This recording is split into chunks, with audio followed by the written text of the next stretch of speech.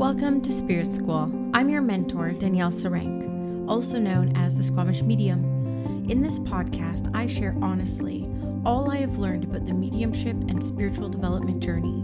My intention is to normalize these conversations, to make way for a more confident, clear, and connected wave of lightworkers, serving the world of spirit with an open and joyful soul. Welcome again to Spirit School.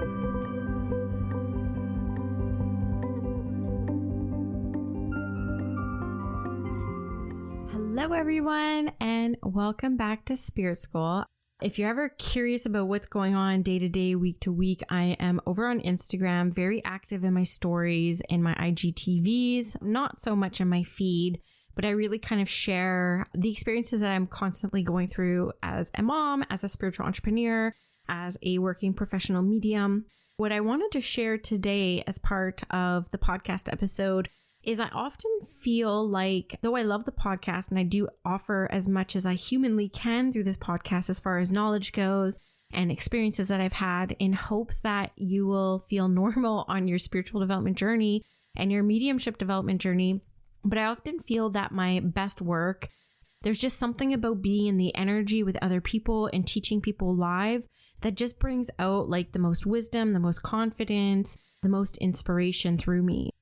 It's edited because I want to be sure to honor everybody's privacy. So I hope you enjoy this conversation today.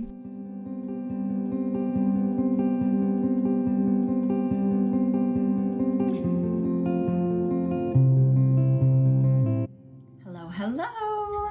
How's everyone feeling today? I was going to come talk about the evolution of your spiritual beliefs just for a hot minute here. I've been taking a little bit of break for the past couple days, been on the struggle bus a little bit, emotionally, mentally. So I'm starting to kind of start to feel like myself a little bit. So yeah, I think a lot of people have been kind of feeling what I've been feeling in the past little while around a lot of energy, lots of stuff. I had a really tough weekend, really tough day yesterday. I spent most of yesterday in bed because I was just not feeling well, mentally, spiritually, physically. And then today still took me, the better part of the morning to really kind of come pick myself up, spending a lot of time in nature.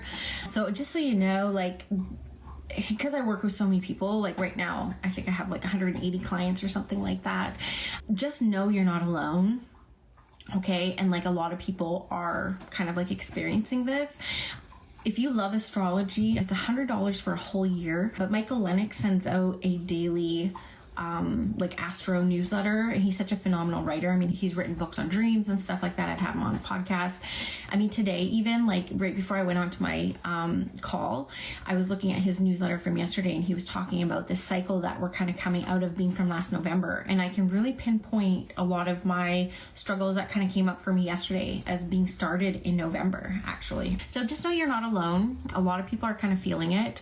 I know for me, sometimes when I am feeling emotionally struggling, what my go-to is to kind of retreat and withdraw. Yesterday I had to cancel a class, had to cancel a client this morning. But then sometimes what I actually need to kind of get out of that is connection, is connecting with people. So that's sometimes how come I hop on live with you guys, is to kind of feel that connection, and it picks me up a little bit. So yeah, so one thing I just wanted to talk about very quickly was the evolution of your spiritual beliefs, because I have a lot to say on that, and we'll see how it comes through. And I'd be interested to see if you guys have experienced very similar things. But my journey to spirituality, or mediumship, or even having some sort of spiritual beliefs, has been when I lost somebody in my family, and they were not necessarily a great person. They were not a kind person. They create a lot of trauma to people in their sphere. And I was very curious about what happens to people when they pass away who have that kind of background. I didn't have a strong religious background because I didn't grow up with a religion. I didn't know if there was such a thing as hell, or is that where people go? I was very, very confused, and I was only 17 years old, and there wasn't a whole lot of resources available to me. I mean, I think the internet was 3 years old at this time, so there wasn't a whole lot of resources. So what I found in my world was Sylvia Brown, and there was actually a book, The Other Side and Back, that she wrote that kind of just appeared on my coffee table out of nowhere. at a time where I really needed it. I did credit like very dramatically, but I did say like that book saved my life in many ways. I read it in one day. I'm not saying go read it because a lot of her philosophies have been out of date, which is what I'm going to be talking about. But that book at that time pivoted my life in a way that really saved me from a really kind of dark road. So I did put a lot of weight into what she was saying through that book. It was pretty much a Bible to me, to be honest with you. It was the first time I wrote a letter to the universe. It was the first time I really kind of heard the concept of like, you know, angels, spirit guides. Like that was all very new concepts to me when I was 17. I did have experience with ghosts and I did become a paranormal investigator. I'm still kind of trying to land on where I fit with all that and where my beliefs are with that, in particular, earthbound spirits and all that fun stuff. Sylvia Brown. Total nostalgia. She used to be on Montel Williams. Well, what happened was I became a little bit obsessed, as one does, and I ended up reading all of her books. I read like all 42 of her books that she had at that time, loved every single one of them, and pretty much I put all my weight into everything that she was saying. I believed it as written truth, like literally written truth. And as I started to like move through my 20s, because of course I was 17 when this first started coming to me, and I became a paranormal investigator when I was 19, and I did that until I was 23.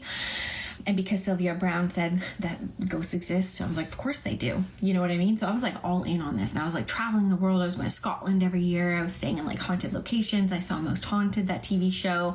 And that's where my spirituality was really at back then. I didn't think too much for myself. I didn't look outside of the box. I didn't dissect some of the spiritual experiences I was having. I just basically leaned into that philosophy that I was taught through her books. And I did, you know, I think at 20, I paid like $500 to go see her live at UBC, University of British Columbia. Me and my dad went together. It was like a lot of fun.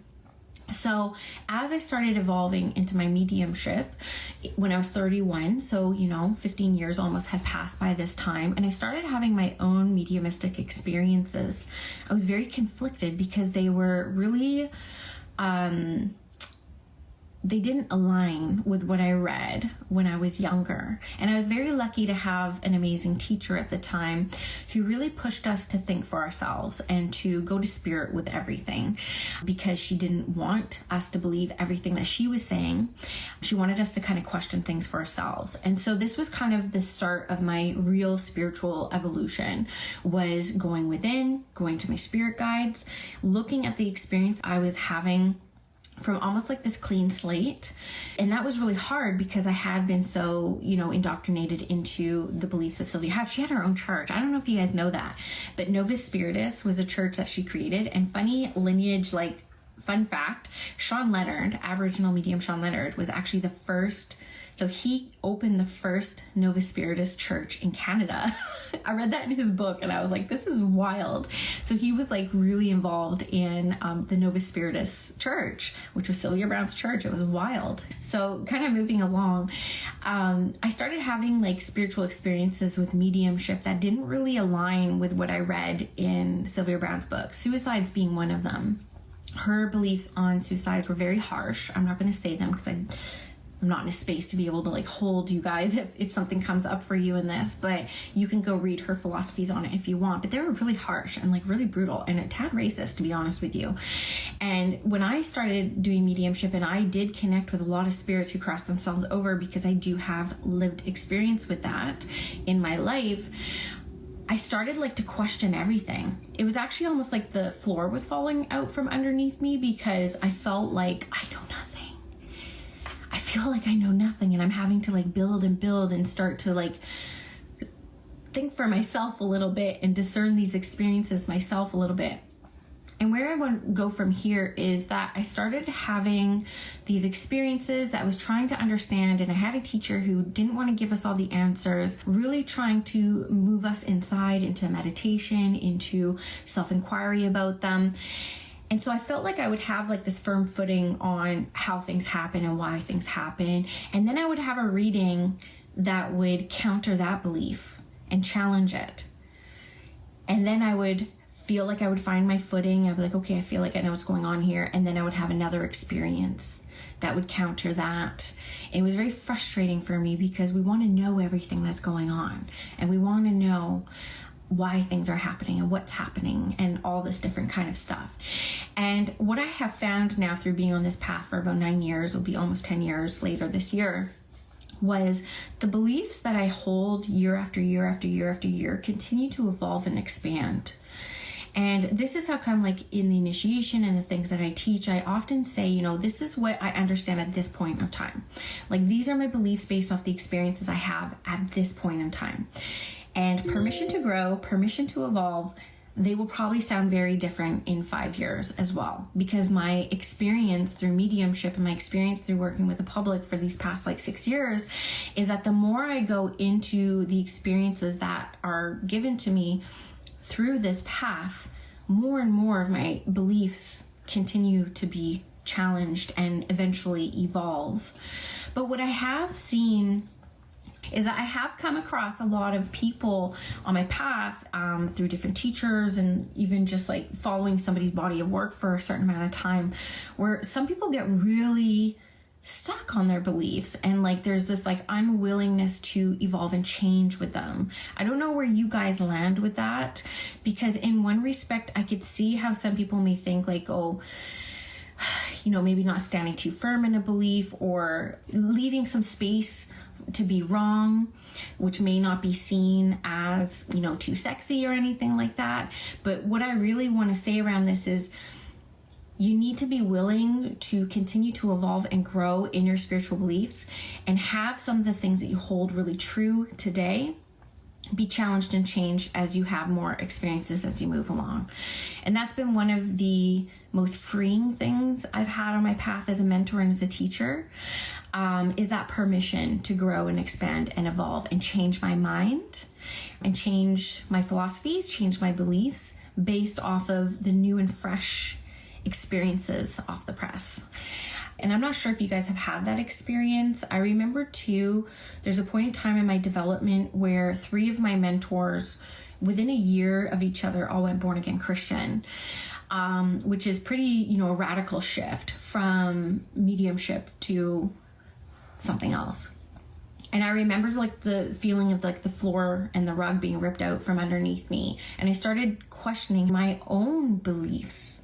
I'm like, am I on the wrong path? What is happening here? It's the healing work, so many different ways to keep doing it on the journey. Absolutely. You know, one thing I will say about that is yesterday when I was kind of on the struggle bus, my assistant likes to call it the struggle bus. I'm like, yeah, I was on the struggle bus yesterday without a doubt. And it did make me really sick. It brought through a lot of really physical things that came up through whatever was kind of happening and processing going on. And I was surprised that it was actually breath work that brought me out of it, because that's not a tool I have in my back pocket all the time. It's not something that I typically do for myself. And it was really kind of eye-opening for me to really start to expand more on things that I bring into my healing journey. I actually brought out my red drum for the first time. You guys haven't seen a picture of it for a couple years because red is not my brand. And then also this identity around am I a red drum carrier still? Am I still in line with the teachings and the principles behind being a red drum carrier? Because it's a very spiritual mission to have. And because I've been so focused on another area of my development, I almost didn't feel worthy of carrying that red drum. And so yesterday, after I had my beautiful experience coming out of, you know, some really shadowy stuff that was coming up, I brought out my red drum and I started connecting in with it again. And I'm like, hello, Oakland. It has been a few years, but that's actually what I needed for my healing yesterday. And it's carried me through today. I woke up with a headache again and really trying to work through a lot of the emotions that have been coming up over the past few days, month actually, I will say a month. And so at certain times during certain situations, we will have different healing modalities in our back pocket that will serve us at different times, if that makes sense. I think with that too, it's just been, I think it's easier to think one thing can hold true and last a lifetime. And will we ever get to a place where we will feel that peace and contentment on the spiritual path? Because when we sign up for the spiritual path, we are signing up for a path of evolution and growth. Will I ever get to a point where I'm okay, this is enough for this life? I think I've reached my expansive state at this point in time for this life. But I don't know. I think maybe I would get bored really easy too. And I know that I was really challenged in my faith when Bender died the way that he did. Again, everyone, none of us are making it out of here. It's not like this ignorance to grief. It was how he went. That was really traumatizing for me. And I know that that really challenged my connection with the angels, really challenged my connection to spirit and my faith. But I was just talking about this with one of my clients, how, I mean, there's dualities absolutely everywhere. And what's on the other side of faith is like questioning the faith, right? And so can we actually experience the fullness of what faith feels and looks like for us if we don't have that questioned every once in a while? And last year around summertime, some of you may know some of these like really popular accounts. I'm not going to name names. That's not my game. But there was about 4 or 5 people last summer that went born again Christian on Instagram, really big profiles, really big accounts. And then also one of my mentors last year as well kind of went that route. And I kind of ended up having a conversation with spirit around it. And I don't have all the answers. And what they tell me is not the word. But one thing that they did say was, oftentimes when people are serving out of integrity, they will be redirected into a different way of being. And I thought that was actually quite beautiful and intelligent because, you know, if that is true, and I could look back at some of the things that were going on with some of my mentors around that time. Like one of my mentors took me on as a mediumship client for 6 months. And when I listened to her born again testimonial, she actually had her experience months before she took me on as a client. And I will tell you, I suffered a lot in her container.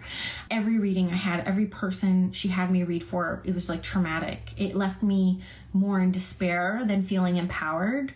And so I had to look at like, was she actually in her integrity when she took me on as a client? And then I was literally her last client before she went born again Christian very overtly.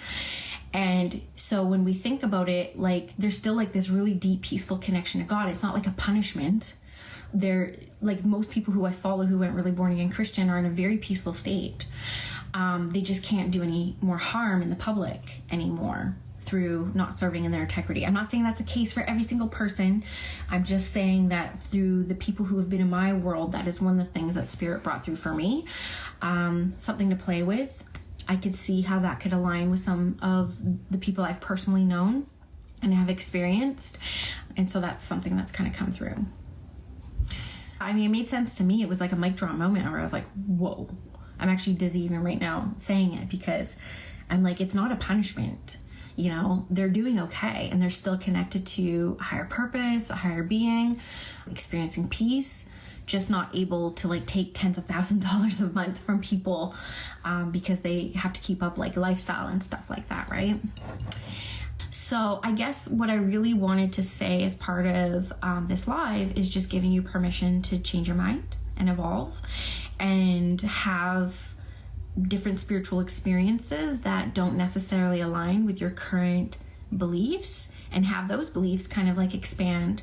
And this is one thing that I said in the initiation, which really landed for some people, where I was like, you know, at this point in your development, you are currently formulating your belief system, right? And our beliefs are our choices. Like it's our divine free will, what we choose to believe. Growing up, a lot of my clients grew up with really strict religions and faith. That wasn't necessarily their choice, but they came to a point in their adulthood or as they were growing where they had to choose if they were going to sustain that path or not. So they were choosing their beliefs. And so what I hope for all of you is that you will continue to stay open-minded to your experiences. There was an elder that we used to have, Sequoia, who is Squamish Nation, and we used to have her all the meetings, and she would lay a feather on the table like this. And she would say, it's my eagle feather, and she would say, all of you see this feather from a very different perspective. Some of you are looking at this point, some of you are looking at the tip, some of you are looking at the fullness of all the feather is representing. And it was a really big teaching for us in the meeting setting because it was the corporate world, but it was an Indigenous company. And so we incorporated Indigenous teachings wherever possible to allow us to be open-minded to seeing different people's perspectives from different perspectives and just being open to that.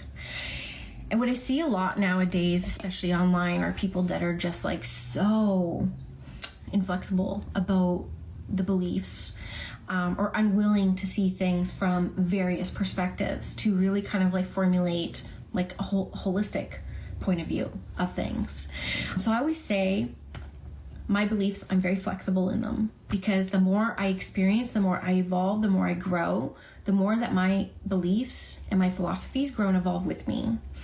I had to give myself that permission to do that, because sometimes I feel like I'm going against the grain of what's popular or going against the grain of what's commonly being taught. But I had to give myself permission to be like that. And so I hope if you needed to hear this, where you're at right now is perfect. And where you are going, I just hope that you stay open-minded enough to change and to change some of your beliefs as you experience more spiritual experiences. Does that make sense? This is a bit of a dramatic example, but there was a point, I grew up in a really tough neighborhood, and there was a situation when I was 12 years old where everyone was trying heroin for the first time. And it was just like so accepted, like no one questioned it. Everyone was so young. Like I think everyone was between 12 and 15 at the time. And it just so happened, this was my first experience of like true divine intervention, where I was the only one in the room who chose not to do it that day.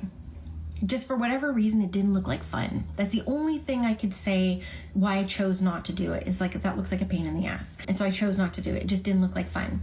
And one thing that Skylar really brought me to, as I started reflecting on my past and really starting to reconcile with some of the decisions that I have made and I didn't make within my life, was he said, you know, in that room, we were there and we did guide you to say no. You didn't have to listen. That was your divine free will. But what we need you to know is you would still be here today even if you did.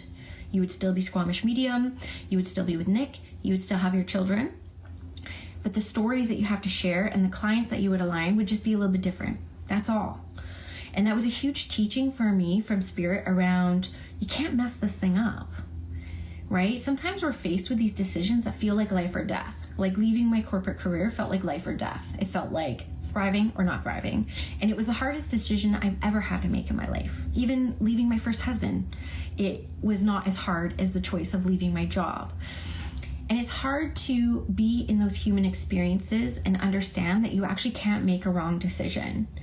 You just make a decision that leads you to a path of joy. You might make a decision that is, a bit more bumpy, a bit more challenging. And you might choose the path of least resistance and just stay the same. And they're all perfectly fine, because you're going to end up where you need to be. It's almost like a choose your own adventure book. How you're going to get there and the stories you're going to have to share when you get there might be a little bit different. And that's all. I've made some bad ones too, like I've made some really not aligned ones as well, and they've been perfectly fine as well. If you guys know Spirit Bear, White Spirit Bear, I went through a journey, I went through an experience, trying to again feel a lot better and like come into my power, and I actually had Spirit Bear come to me today. I haven't had time to kind of like look it up and feel with it, but it felt very powerful. I'm really trying to tap into my feminine a little bit more, and the journey was very much around tapping more into my feminine. Early on in my career, I decided not to do psychic readings. I found very early on in my mediumship career that because a lot of people don't know the difference between medium and psychic, people would want to come and they'd be like, should I leave my job? Should I sell my house? Should I leave my partner?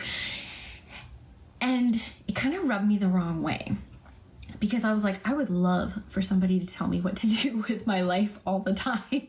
I would absolutely love that.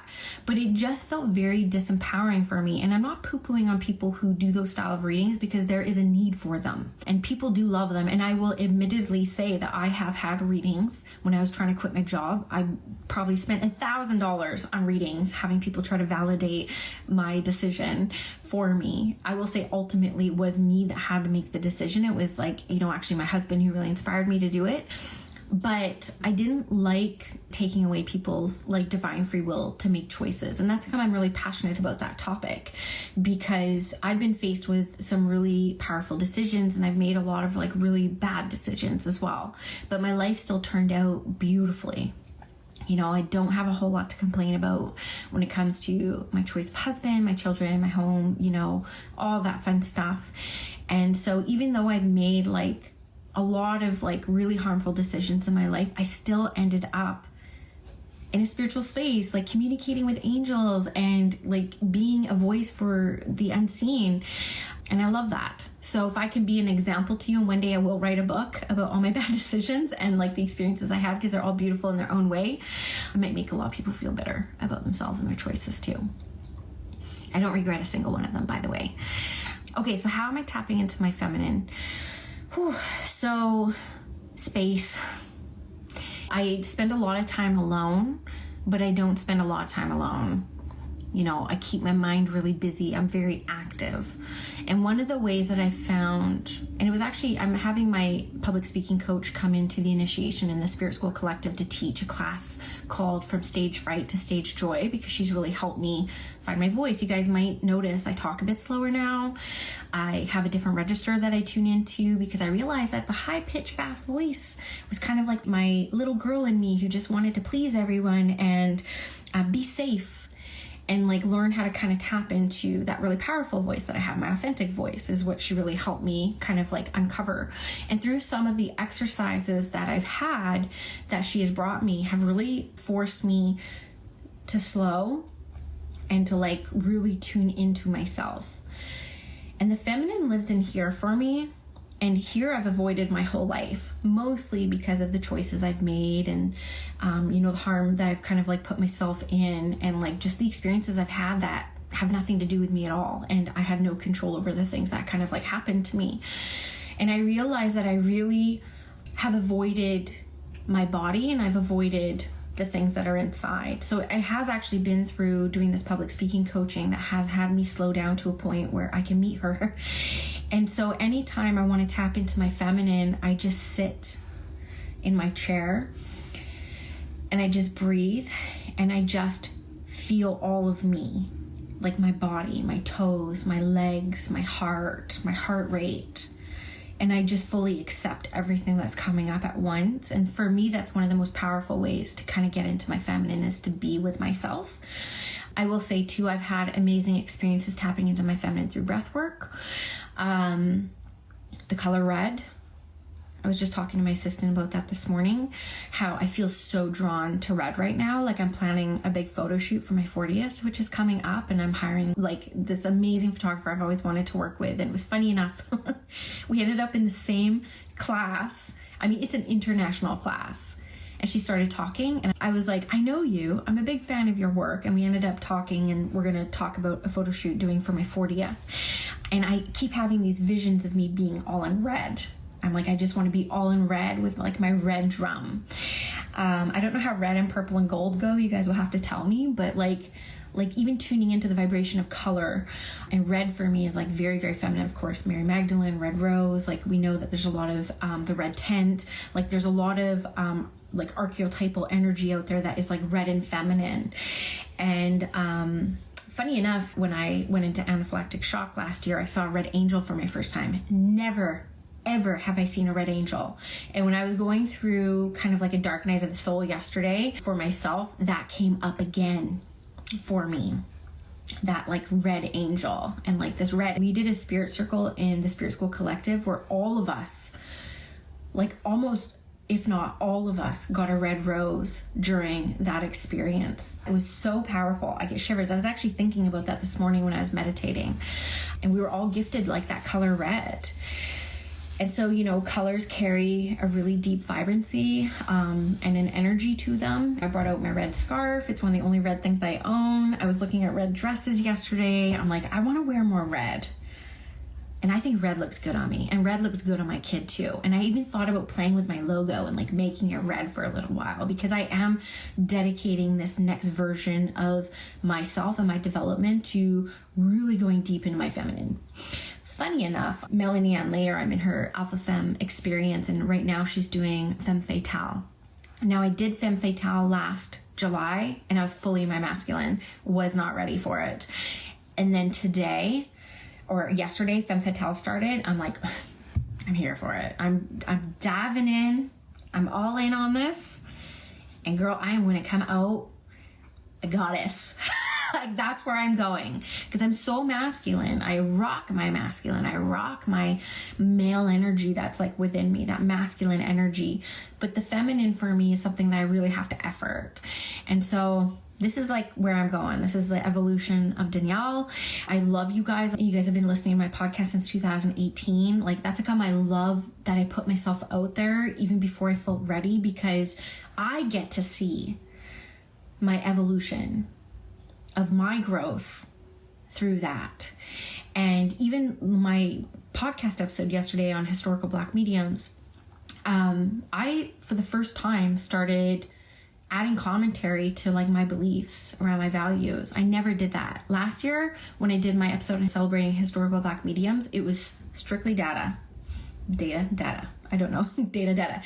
And so I can even see my own evolution and growth from last year to this year. Like, I'm confident enough in my beliefs and the power of my voice, and that I have an intention to do more good than harm in this world, of course, that it's safe for me to start expressing some of my more deep beliefs that really only those people who are very close to me get to see.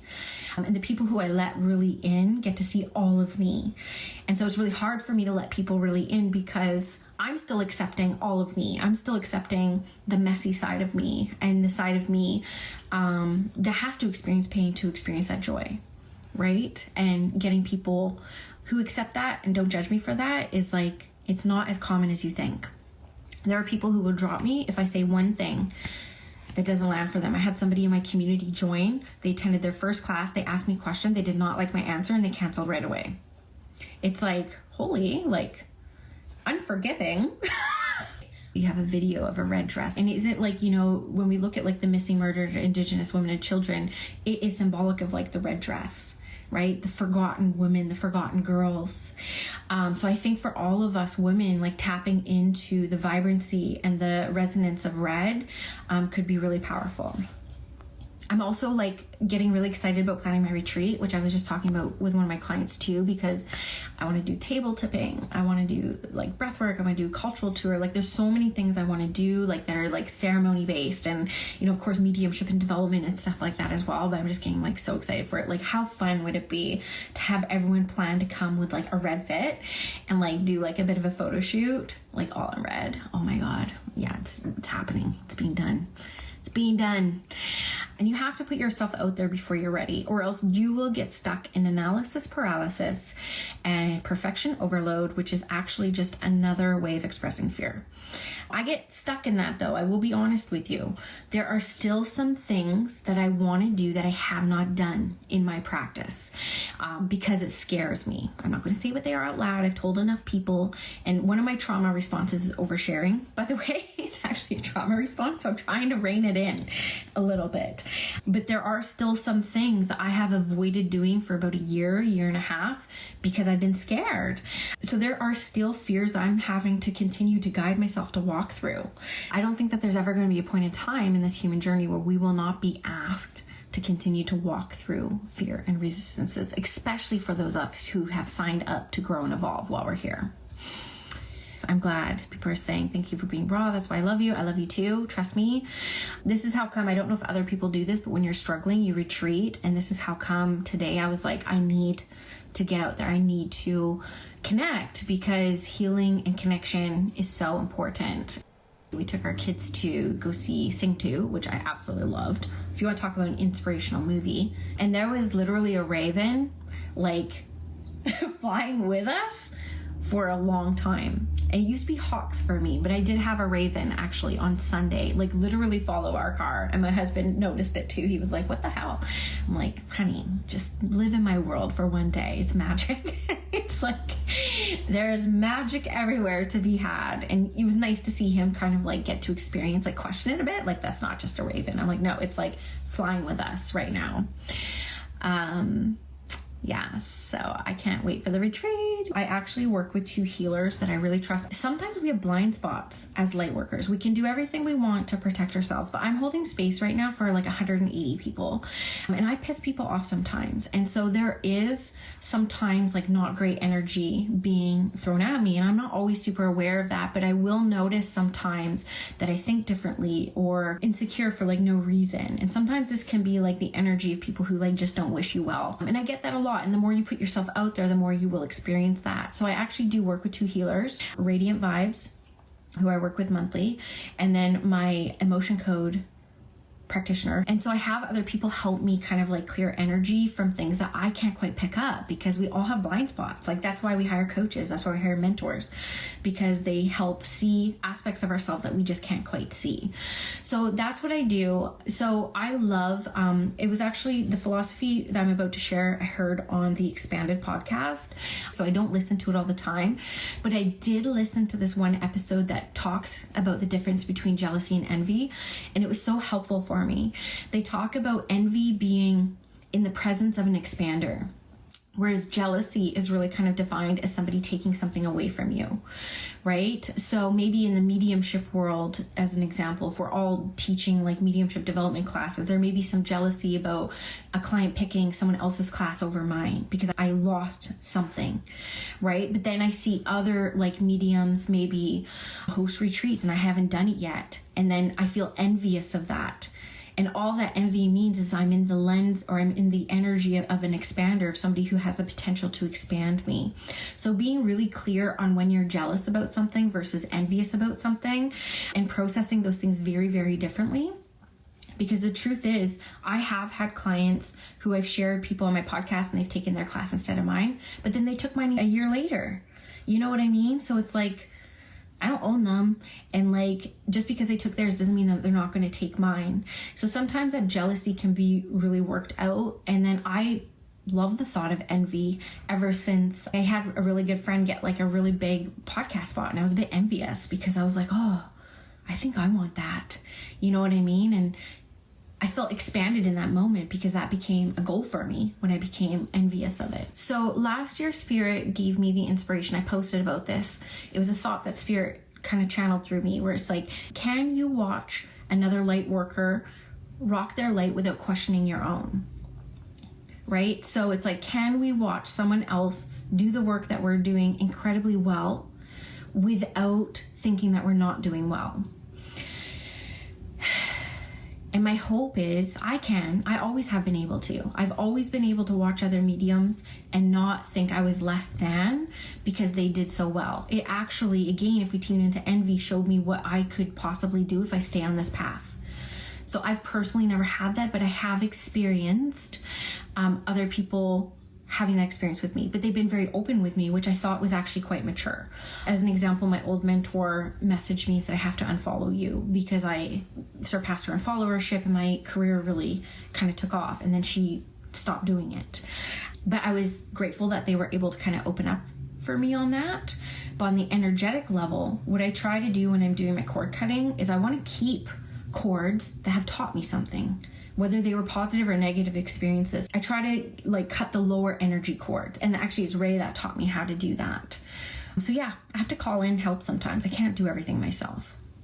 And that was part of my newsletter last week when I was hiring out my laundry, which I had like the highest level of unsubscribers ever when I posted that. I'm like, I'm sorry, there's more to me than just mediumship. I'm a mom. I'm a wife. I'm a woman. But some people just want me to be one-dimensional. And so it's just like clearing out the riffraff, right? Being a light worker does not mean we won't have dark nights of the soul. Like, you just really summarized the conversation I had with my clients today where we were talking about this, because we're both like women of color, and like this whole concept of honoring some of the darker stuff that comes up in our ancestral teachings and stuff, and not to light wash it, right? And this concept of like decolonizing my spirituality has been really strong with me lately.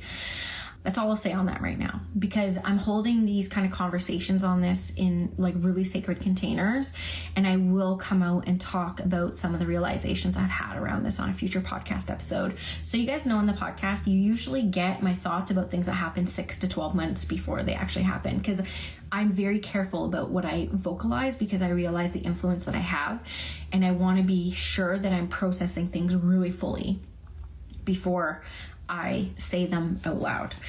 But I will be talking more about this stuff in the podcast. I'm still processing a lot of it. I'm getting certified in some trauma-informed practices, so I will be certified by October to teach some trauma-informed practices when it comes to businesses and stuff like that. So that is kind of coming down, and I am focusing a lot of this year on more of that, so that when I do trigger people, I can have more tools behind me to really hold space for them properly, because it happens. I've had that happen where I trigger people and it's never my intention, and I don't believe in like shocking people. There's a big coaching technique that's out there to like have a strong point of view and like trigger people and show like where you stand, and I don't think that that's helpful, and I don't think that intending to do that is good for anyone. But of course, what triggers one person is not going to trigger another person. So it's unavoidable. So for me, what do I do with that? I can't run and hide. I can't be under a rock, because I might trigger someone. So what am I going to do? I'm going to prepare myself and equip myself with all the tools I could possibly have that can help hold space for somebody who might find themselves triggered by something I say.